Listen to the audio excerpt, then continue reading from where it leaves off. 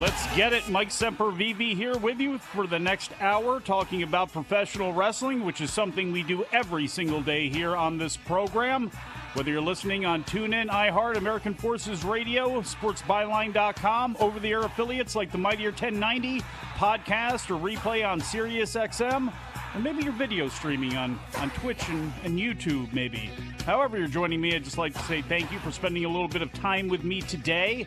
It's Tuesday on the program, and you know what that means.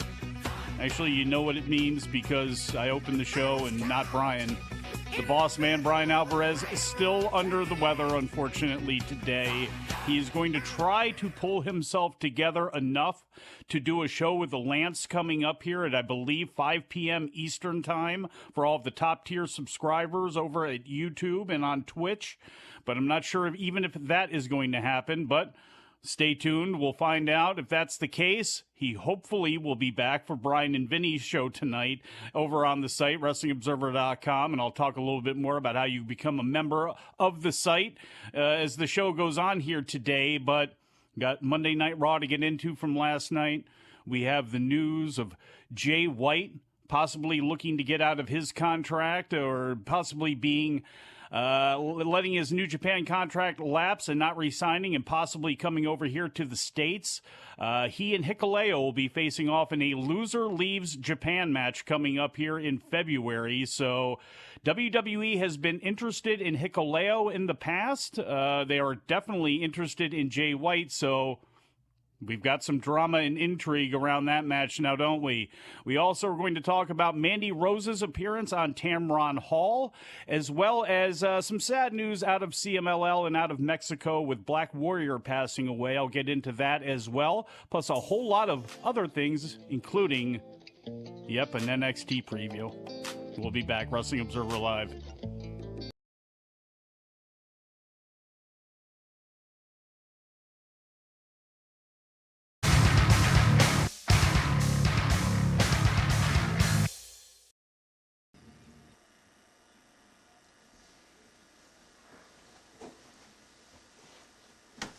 That is the greatest view in the world, as you could probably all see. And there's nothing in this world after I see that view that can annoy me. Vince, on your worst day, after I look at the view, you could not annoy me with anything you did. Now, I think that before we look at the rest of the house here, look at all the rooms, we should take a tour of the... Please stop looking at me.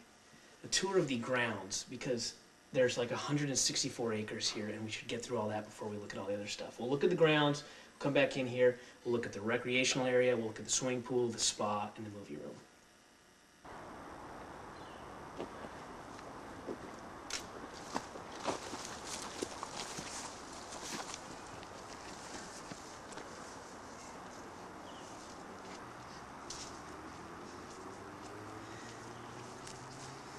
Some of you probably think that I'm just doing this to brag, because like I said, there's like, I don't know, 140 acres on this, I call it the ranch.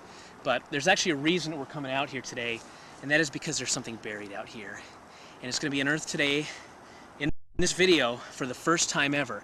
It's like Al Capone's tomb, Al Capone's whatever that Geraldo Rivera did. That's what we're doing today. And so, Vince, let's go.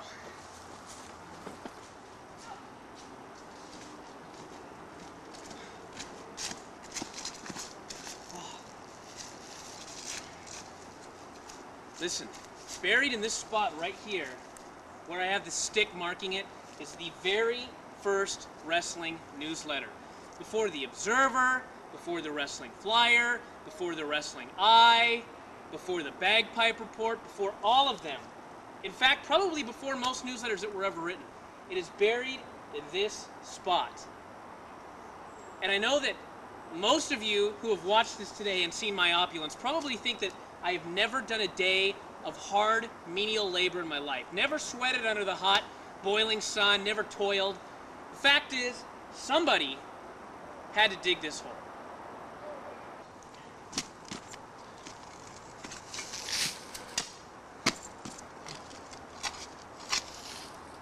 Dude, dig, the sun's going down.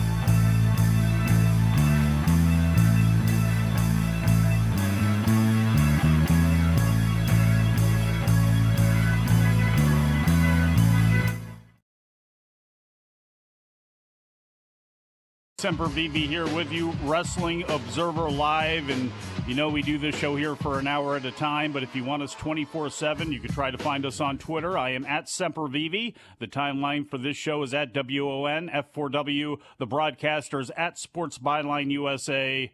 Poor Brian Alvarez is at Brian Alvarez. And if you love pro wrestling, at Mid-Atlantic Pod and patreon.com/Mid-Atlantic Podcast. Grit and Glory, the history of tag team wrestling and Jim Crockett Promotions, stretching all the way back to the 40s into the 80s. It's available for folks at the $5 level, along with so much more. A bunch of wrestling history packed inside of there. So visit at Mid-Atlantic Pod on Twitter or on Facebook. You can find out more about that. I appreciate all of your support. Unfortunately, I'm going to start the show off on a little bit of a sad note, as news came in overnight that Black Warrior, his real name Jesus Terral Lopez, passed away at the age of 54. He was the nephew of Lucha Libre legend Blue Panther, and just part of an expansive wrestling family. He debuted in 1984 and worked under several personas before settling on the Black Warrior identity in 1996. He won several championships during his career, a couple of trios titles in AAA and in CMLL, and then also had 2 reigns as the NWA World Light Heavyweight Champion and 1 reign as the NWA World Middleweight Champion. That would be the belt, if you're unfamiliar, that Dragon Lee and Hiromu Takahashi, Titan, plenty of wrestlers who have traveled to Mexico have taken that belt with them.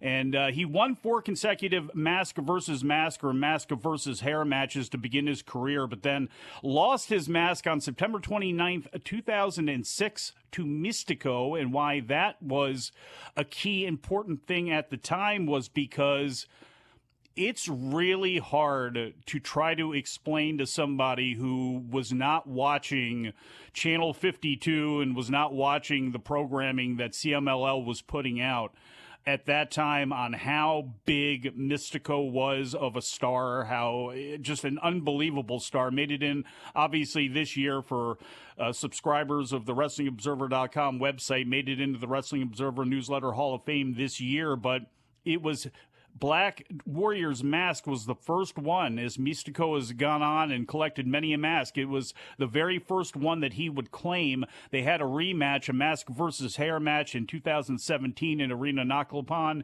and Caristico, obviously being the star that he is, once again got the victory. Lopez had been retired since about 2013, but he would wrestle a lot on independent shows, mostly in conjunction with friends and family, and his son, Black Warrior Jr., some of you may remember this, passed away last March 17th at the age of 24. He had kind of disappeared for the scene for a while, and people were wondering exactly what was going on, and then he passed away. And then the word came out from his family that he was paralyzed and when he was severely injured during a training session. And at the time of his injury, the younger warrior was being looked at by CMLL as possibly one of their big stars moving forward. So unclear on the nature of Black Warrior's passing, but unfortunately he did pass away at some point yesterday at the age of 54 years old. So a little bit of a sad note there to start the show. Hard to try to take that in any other direction, so I will use Brian Alvarez right now as the transition, and I hope the big boss man is going to be back tomorrow, because what would a Wednesday be without the world-famous NXT report that... Sure, I've done it before, but it's a pale imitation to what Brian Alvarez can give you, and I don't know for sure what's going to happen tonight, and please don't report this, but there seems to be 100% less Chucky this year for New Year's Evil and 100% more Tiffany Stratton, and you know that makes me happy. I like Tiffany Stratton. I believe she was technically out with a head injury. Was what she was initially out for. Now, she has been out for quite some time. Reports have said she has been cleared for quite some time. We are going to see maybe a new look Tiffany Stratton. I don't know, but she has been out for a significant period of time, but she is coming back tonight to host New Year's Evil. There is the NXT Championship match between Braun Breaker and Grayson Waller. They've done a decent job building this deal up between Waller and Breaker. It's just, Waller's a great character, and he's very athletic, and there are some things he can do very, very well, and I think one day up on the WWE roster, he's going to do very well, but for right now, he should probably remain in NXT. Braun Breaker should probably remain in NXT too, and that's why I believe that he's going to hold on to the title, and probably the next time we see Braun Breaker on a big stage, it's going to be at the Royal Rumble, throwing some people out and maybe having something take place there that will lead to his next NXT title defense, but we'll see what happens. There's also the 20-woman NXT Women's Championship Contenders Battle Royal with everybody involved there to see who gets the shot against Roxanne Perez. NXT North American Championship #1 contenders match. Donovan Dijak, who I guess is the good cop, against mobster Tony D'Angelo, who, if I recall last week correctly, seemed to be the babyface, along with Stax, who all he did was bust in a room and ask a question, did not deserve to be handcuffed to a chair and to be intimidated and beaten up by Donovan Dijak. So I don't know exactly, as far as a character point of view, where these guys stand, but one of them will be facing off against Wes Lee once this match is over. Gauntlet match? Hey, we just had one of those on Raw. Pretty Deadly against 3 other teams. If Pretty Deadly wins, then the New Day give them their NXT Tag Team Championship rematch. Charlie Dempsey against Hank Walker. At some point, everybody is going to turn on Chase U, aren't they? It's just going to be like Andre left and Leah, and that's going to be it. Because, Duke's going to turn, and Gulak. I mean, if Gulak's going to be there, why would he not be with Charlie Dempsey? They just seem like the perfect combination. And you got Hank hanging out there. So Charlie Dempsey and Hank tonight. And what I'm most looking forward to, well, other than obviously girlfriend coming back. The Creed brothers and Cher, because somebody is getting thrown around. And I know Brian, I believe, talked with Dave on Wrestling Observer Radio about the J.D. McDonough match that Julius had. And look, both Creed brothers obviously need to learn how to slow down. The term puppy with big paws has been applied to them a lot, and for good reason. They are like Rick and Scott Steiner out there, just throwing people around, really not understanding how strong they actually are, and the fact that these guys who they're working with are going to cooperate with them.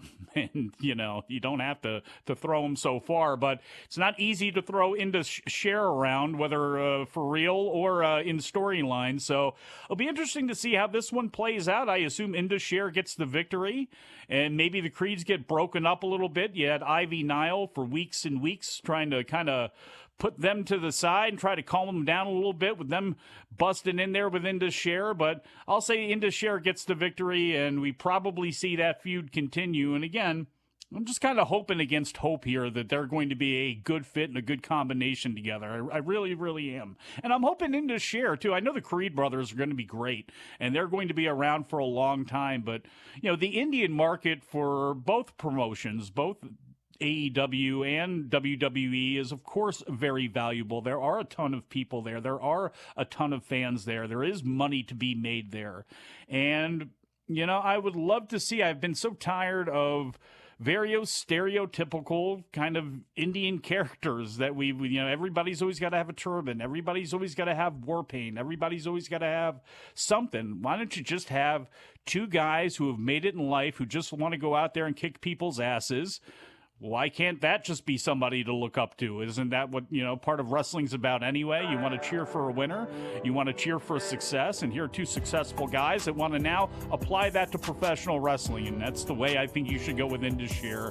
But we got a lot more to get into, including Mandy Rose on Tamron and moves from in and out of WWE. We'll be back. Wrestling Observer Live.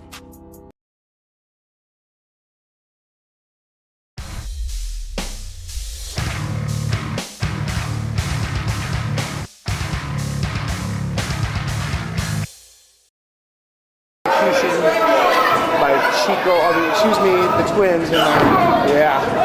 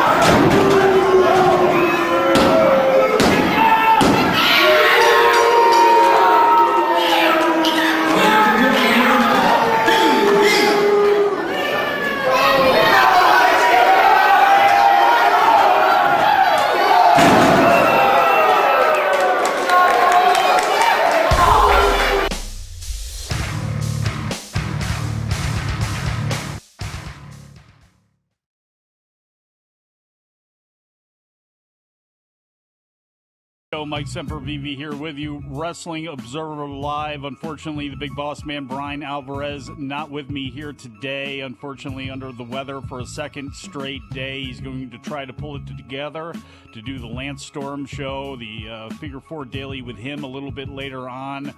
And definitely going to be back for the Brian and Vinny show, because even if he is just slumped over in a chair and throwing up on himself, people want to see that. Lance doesn't necessarily want to see that, but other people would like to see that, possibly even Vinny. So I have a feeling he's going to be back no matter what for subscribers at WrestlingObserver.com. And you should become a member of that site, really. It's like $12.99 a month.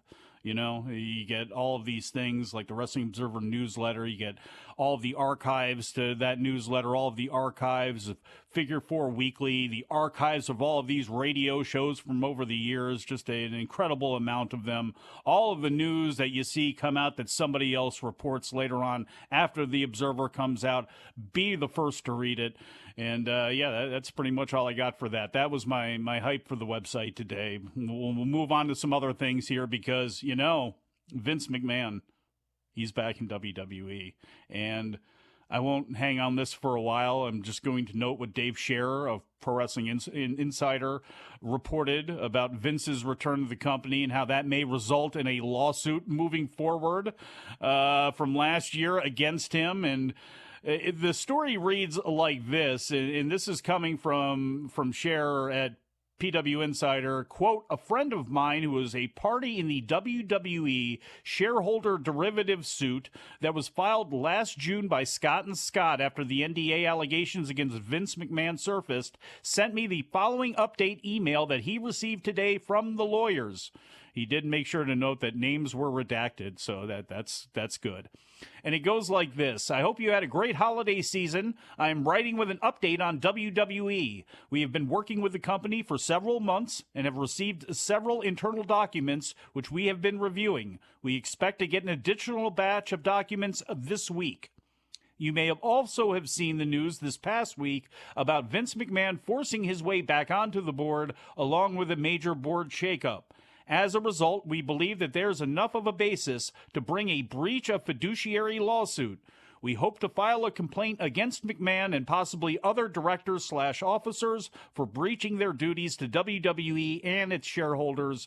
We should have a draft for you to review in the next couple of days." So whether this actually amounts to anything or not, especially in the near future, it's doubtful, but here's one of the first shoes that have now dropped since Vince has forced him back into power in a negative way here. So there is that. That's the only Vince McMahon news of the day that we have so far. I'm going to be reading this from WrestlingObserver.com, and this was posted up there, the Tuesday appearance on Tamron Hall of the former Mandy Rose, where she opened up about her release from WWE for the first time. The 32-year-old Rose, real name Amanda Sacamano, was released from WWE on December 14th, less than 24 hours after she lost the NXT Women's Championship to Roxanne Perez. The reason given for Rose's release was adult-themed content that she was posting on her FanTime subscription service. Rose told Hall that she was very hurt and very disappointed by her release. Rose said it's been really crazy the last few months, but she's incredibly grateful and blessed for everything that has happened to her. Lots of new subscribers. That's just my commentary point in there. Get back to the article. Rose says she didn't know the reason that she was dropping the NXT Women's Championship when she had her match against Perez. The match was originally supposed to take place at January's NXT New Year's Evil event, but was moved up to December. Rose said she was shocked about losing the title when she did, but she also had, quote, some inclination, unquote, about the situation. Rose said she was never told her FanTime page was why she was released. When asked about rumors that she was warned about the content, Rose said that there was one warning and she complied with it. Rose noted that at a couple of points during the interview that there's, quote, some confidentiality, confidentiality, I think that was the word I was looking for there, end quote. Associated with her release, Rose expressed gratitude for her time in WWE and for the support she's received from her fans. Hall asked Rose if she would want to return to WWE in the future, and she said, "I would say, obviously, never say never. I'm not moving on and looking back and being like, yes, that is my past. Never say never. I don't know what the future holds." Rose was then asked if she would take down her fan time page as a condition of returning to WWE, and she replied that it would have to be a conversation. She's learned that her name, image, and likeness is extremely valuable, and now that she can self-monetize, have complete brand control, and have a direct relationship with her fans, Rose said learning of that was a moment of empowerment for her, and as we have reported here and has been hyped up in plenty of places earlier on this month, Fan Time reported and congratulated Rose on making $1 million during the month of December. Rose told Hall that she could have made that kind of money in WWE long term, but she's made a lot more on Fan Time than she could have made in WWE right now. So that was the appearance by Mandy Rose on the Tamron Hall syndicated program. If you were looking for something incendiary, you didn't get it. If you were looking for something hot and spicy, it doesn't seem like you got that there. She's happy doing what she's doing. WWE sidestepped that situation. They released her, and initially they had to weather one huge storm of people being very upset, and I think more often than not trying to make comparisons that weren't valid, like, well, Vince is doing this and this happened back in the 90s, why can't she do this? And it's like, well, because they don't want her to do that. And if she was fine with doing what she was doing and fine with being released, which she certainly seems like she is, hey, more power to everybody involved. And we'll see what happens here. With a lot of these types of things, any type of service, when somebody is, it's fine to piggyback off of your successes and off of your name, but when you do then have to change your name, you have the bright spotlight that WWE being on national TV on the USA Network, some of that provided, we'll see what exactly happens with her. And, if the convention circuit and the signing circuit and the posing circuit is all good for her, but unfortunately, I won't be signing up to her Fan Time, so there'll be no reports that way. Former New Japan wrestler is Mandy Rose out of the door at WWE. Carl Fredericks looks like he's going to be in the door at WWE, and this has been talked about for quite some time. Apparently, PW Insider and Fightful reported today that it has been made official that Carl Fredericks is a part of the NXT brand. He has been spotted at the Performance Center in the fall, and he was not happy leaving New Japan. He started as a young lion in the LA dojo and graduated the system in 2020. In May of 2022, he wrestled for the last time for New Japan. In August, he announced that he was going to be not re-signing with the company, and he had posted a tweet last June where he was really frustrated with not being included in the G1 Climax 32 tournament that took place earlier on in the year and ultimately led to Okada winning and going in to cash that in against Jay White. And I always, even though there were people after Jonah showed up as Bronson Reed, hanging out with Miz, there were some people that are like, well, that should have been Carl Fredericks' spot, but I've really never understood what his beef was, other than that there was somebody in his ear that must have been saying, yeah, you're going to be in it, or you're better than this, or something. I don't know. When you look, there were 28 people. There were more people than ever that were involved in the tournament last year. And they had the 4 blocks of 7 people apiece. The only person that got in from New Japan Strong was Filthy Tom Lawler, who held the New Japan Openweight, the NJPW Strong Openweight Championship for God knows how long. And the guy he lost it to, Fred Rosser, he was not involved in the tournament. Where exactly were you going to fit? Like, you look at the names that were in there, and it's like, okay, Aaron Hanare, well, they have plans for Hanari and somebody needed to take, the 2 in the block that he was in. You replace David Finley and Juice Robinson, who've been there a long time. You can make cases on, well, I don't like Yujiro. He could have replaced him. It didn't make any sense for him to be in the G1. And for that to have annoyed him like that, I don't know. Alex Coughlin, looks like, not sure what the deal is there. Clark Connors is kind of being slotted as a junior. But there were a lot of guys, not just him, that didn't get in, including natives like Shota Umino, including guys like Jarrell Nelson or Royce Isaacs or Kevin Knight or the DKC or Kratos or a lot of guys. So they didn't make it in. Now he's on his way to WWE. We'll see how it goes. He's got a good look. He's very confident in himself. He's in shape. He's, I believe over 6 feet. And over 200 pounds naturally. I think he's, legitimately. So, he's got a good presence. He's got a little bit of size. Doesn't have that main roster size. But, hey, Vince isn't back in creative yet, so that shouldn't mean as much. But we'll see how he does in NXT. It'll be interesting to see what his ring name is going to be. Could it be Fred? Let's see. Carl Fredericks. Fred Carlson. Nah. That was a Vince thing. We can't do that. We'll be back. Wrestling Observer Live.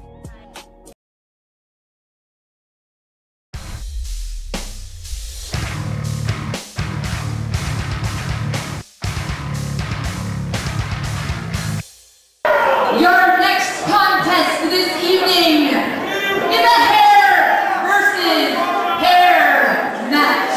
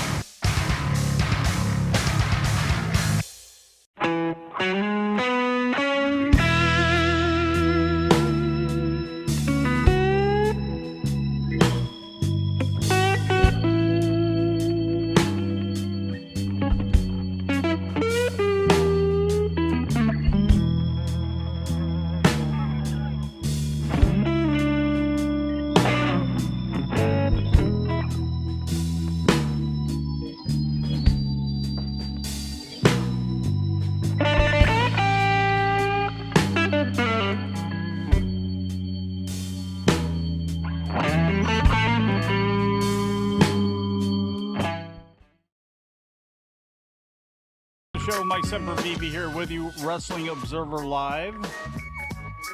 Before I get to the world-famous WWE Monday Night Raw report, Fightful is reporting that Switchblade Jay White is expected to leave New Japan Pro Wrestling. Fightful Select has learned that his contract is up relatively soon, and he's expected to leave New Japan, according to those in the company. And AEW, WWE, both interested in Jay White for obvious reasons.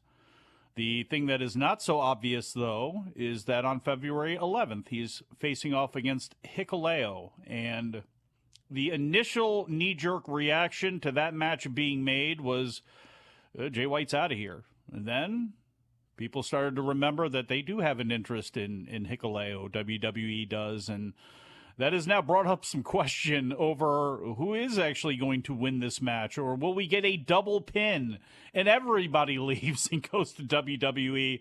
Not sure how that's going to go, but it has been, again, I think I talked about it last week, 3 or 4 years now since Jay White has signed that contract that kept him in New Japan there for a while, but he's kind of done everything there. It's not like he could not be rehabilitated. It's not like he can't be put into something new. He's incredibly talented. He's incredibly charismatic. People, fans, for as much as they revile parts of his character, the fans over there do react to him. They do like him. But this whole Bullet Club thing, the House of Torture split off from it, the feud with Okada, he does need something different. He does need a new coat of paint, something shaken up with him. And if it happens in New Japan, that's great. If it happens somewhere else, it's going to be interesting. It's going to be interesting because he doesn't seem like a guy at all that's going to appear first in NXT.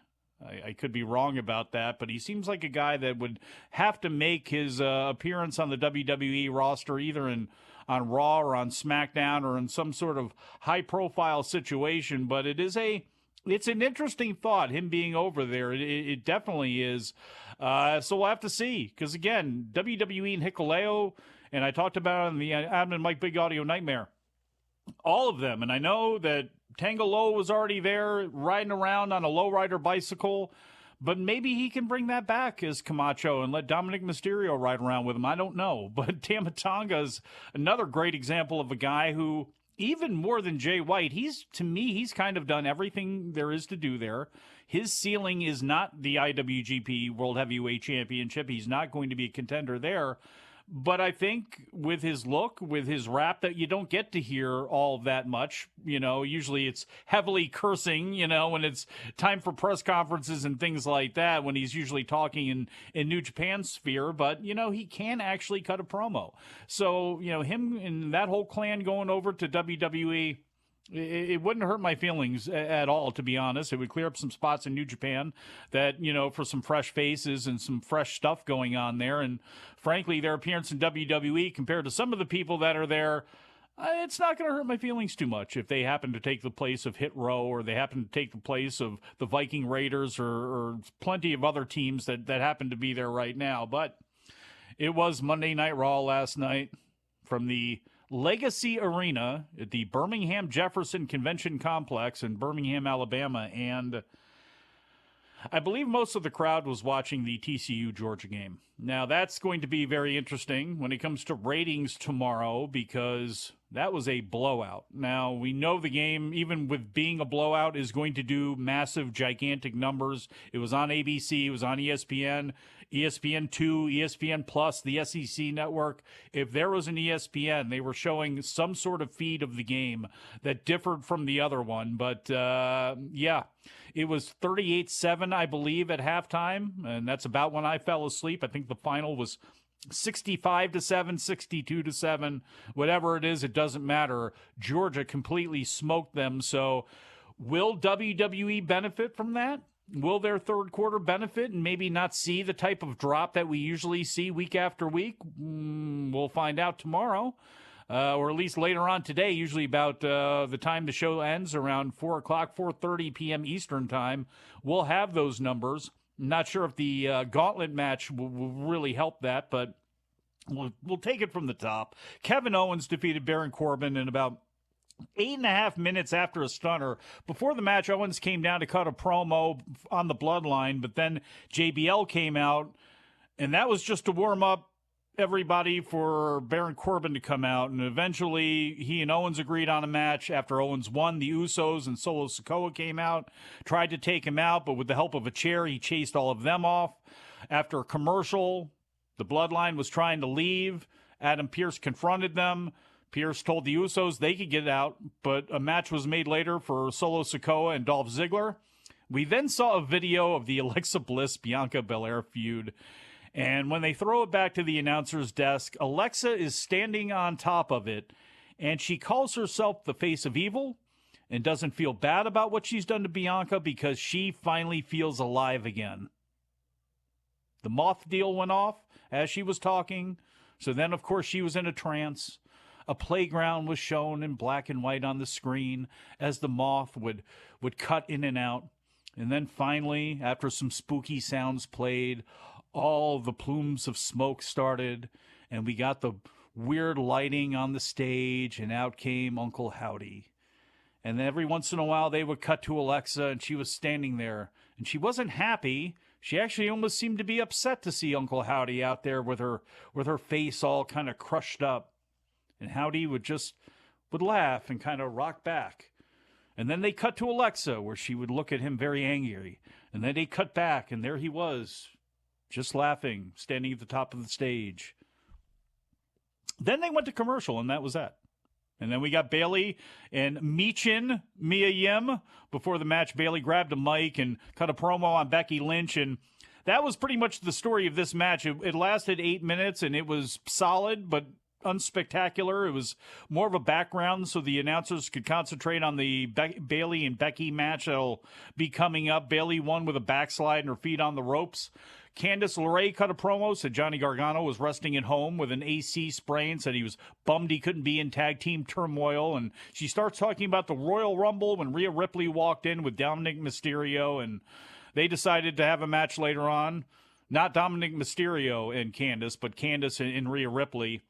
Then, to begin hour two, Austin Theory and Seth Rollins had a face-to-face microphone battle. Rollins came out on crutches, but threw one of them away as he did his little Seth shuffle to the ring. Theory says he knows he hurt Seth last week, but he's the pinnacle of the entire industry. Says he'll win the Royal Rumble and then go on to headline WrestleMania. Seth admitted that his knee was banged up, but he would be the one winning the Royal Rumble and headline Mania before he asked the fans to sing his song, and then they did, and he kind of skipped off, and as he did, Bobby Lashley came out, passed Seth, got into the ring. Theory tried to get him to stop, and of course he didn't. He speared Theory, threw him over the top rope, and then said that his suspension is over, which now, of course, means he is going to be the one to win the Royal Rumble. Long story short, it was a 10-minute commercial for the Royal Rumble between those three guys. Rhea Ripley then defeated Candice LeRae in about 4 minutes with the Riptide. Byron Saxton was backstage. He tried to talk to Bobby Lashley, but MVP interrupted them, said that Bobby should thank him for getting him reinstated on Raw. P asks him to join the Hurt Business again. Without Omos, he has disappeared for the time being. Lashley refuses for now, but the way the thing played itself out, they did leave the door wide open for them to return to this. A Cody Rhodes video package then played about his recovery from the torn pec.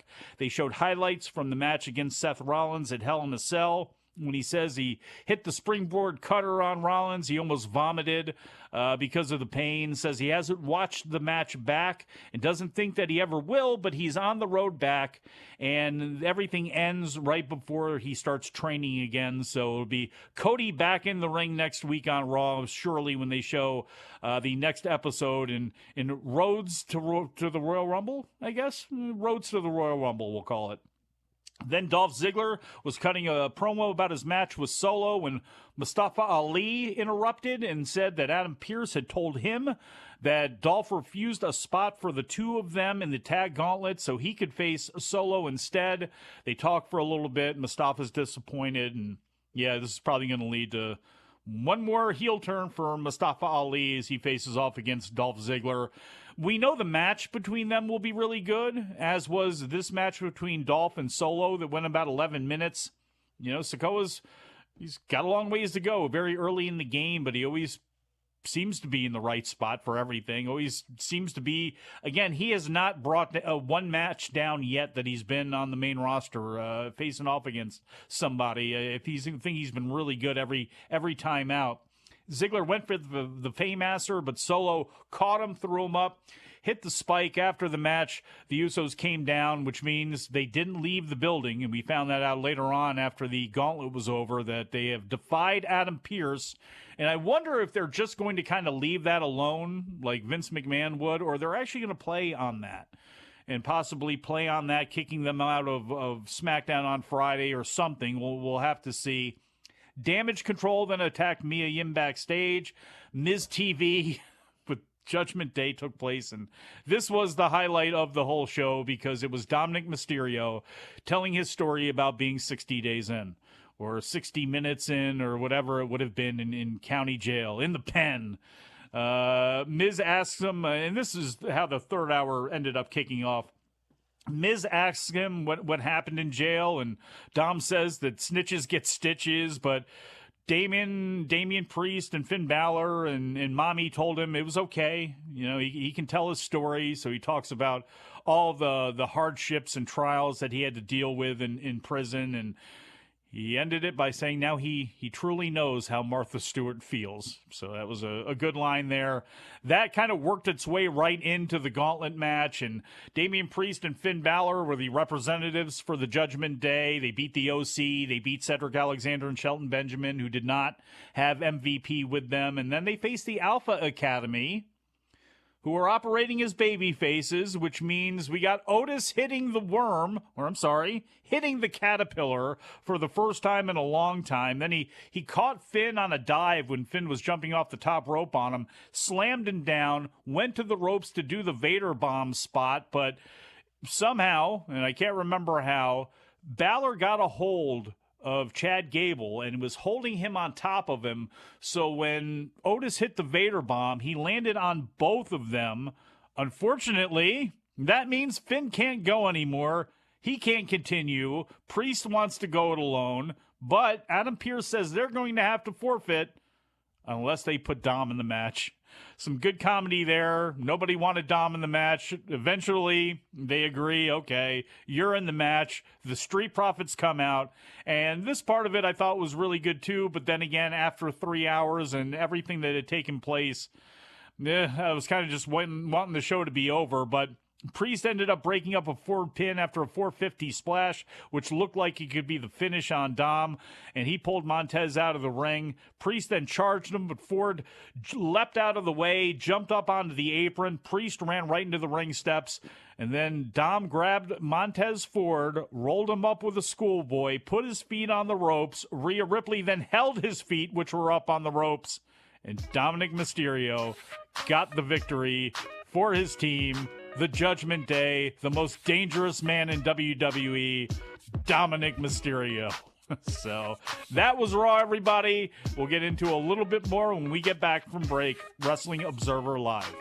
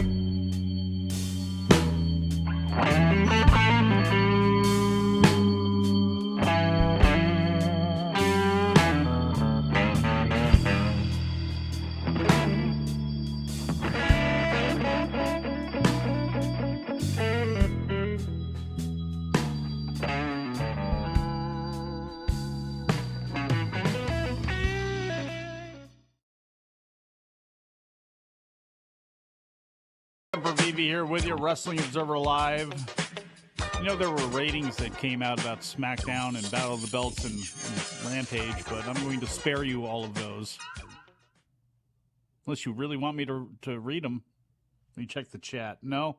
No, okay, I'm not going to do that then. But I will mention that since there's been some talk about New Japan Pro Wrestling today, the New Beginning in Osaka card has been announced for February 11th, where, of course, Jay White will be facing off against Hikuleo in the Loser Leaves Japan match. That's also where you're going to see the IWGP World Heavyweight Championship match between Kazuchika Okada and Shingo Takagi.